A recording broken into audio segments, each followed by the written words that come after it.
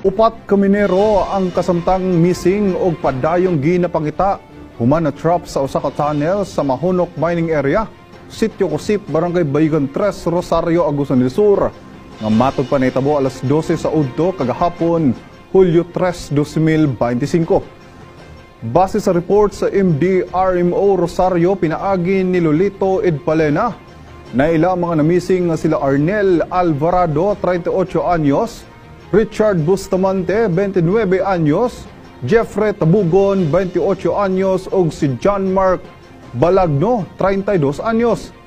Gikaingon nga 26 ka minero ang misulod sa tunnel ug 22 ang nakagawas sa wala pa nahitabo ang insidente, samtang nahibilin ang upat pa nilang mga kauban sa sulod. Sumala sa investigasyon, nabuslot sa mga minero ang abandonadong tunnel nga puno og tubig. Gawas sa mga local responders, mitabang na usab ang responders gikan sa Philsaga Mining Corporation.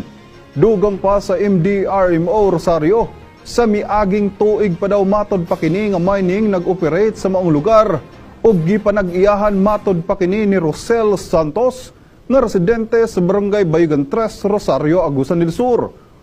Sumala sa atong pagkatahila, pagayon og information kaganina nga buntag is ang nahitabo dito is kini ang inato nga naay na trap nga inato pat ka tao dito sa usa ka tunnel tungod sa nabuhos nga tubig gikan pod sa usa pod ka tunnel nabuhos ug na trap ang katong inato nga allegedly upat ka tao, sir. Ongoing pa karon dito, sir, kay kinahanglan pod sila og kining dako-dako nga QVA nga genset.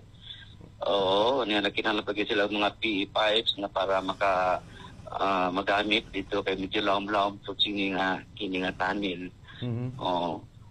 Tugtuwa po dito po ang atong mga kining mga responder gikan sa Philsaga Mining Corporation kung ni-assess po dito. Una nang mihangyo ang pamilya sa mga namising nga kung ugaling nga masuta nga wala na kinabuhi ang mga na-trap nga minero. Gusto nilang makuha ang ilang lawas.